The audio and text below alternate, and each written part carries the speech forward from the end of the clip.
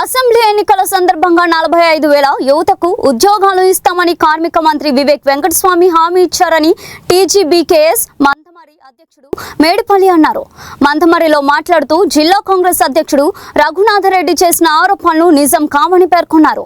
తెలంగాణ తొలి ముఖ్యమంత్రి కేసీఆర్ సింగరేణిలో కారుణ్య నియామకాల ద్వారా 16,000 మంది యువకులకు ఉద్యోగాలు ఇచ్చారని తెలిపారు. అలాగే ప్రత్యక్షంగా 20,000 ఉద్యోగాలు ఎలక్ట్రీషియన్, ఫిట్ తదితర విభాగాల్లో కల్పించిన ఘనత బీఆర్ఎస్ ప్రభుత్వానిదేనని అన్నారు.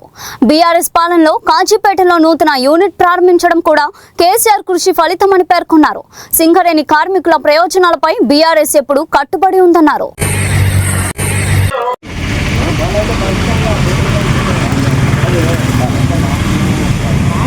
కార్మికుల ఐక్యత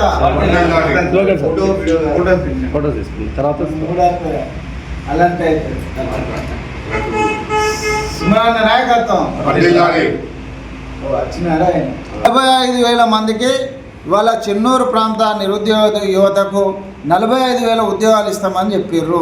అవి ఎప్పుడు ఇస్తారు? సింగరేణి కార్మికుల సంక్షేమం మరియు సింగరేణి పరిరక్షణ పేరుతో గౌరవనీయులు మాజీ మంత్రివర్యులు తన్నీరు హరీష్ రావు గారు సింగరేణి వ్యాప్తంగా 3 రీజియన్లలో సమావేశం ఏర్పాటు చేయడం నిర్ణయించుకొని ఇప్పటి వరకు కొత్తగూడెం, భూపాల్పల్లి మరియు గోదావరిఖని ఏరియాలలో మీటింగ్లు పెట్టడం జరిగింది.